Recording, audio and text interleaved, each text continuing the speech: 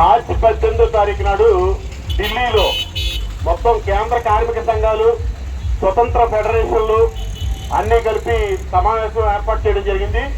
ఈ సమావేశం యొక్క ముఖ్య ఉద్దేశం మే 20న దేశవ్యాప్తంగా ఉన్న కార్మిక వర్గం 40 కోట్ల మందికి పైగా ఉన్నారు.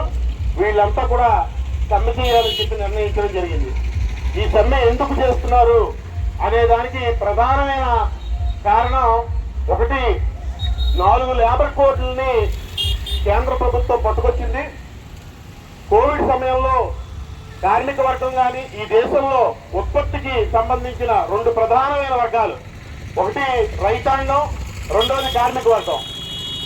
ప్రపంచంలో దేశంలో ఎవరో ఇళ్లలోంచి బయటికి రాని సమయంలో పార్లమెంట్లో కనీసం రైతుల గురించి, వాళ్ళ మంచి గురించి చట్టాలు చేస్తున్నామని 3 నెలల చట్టాలు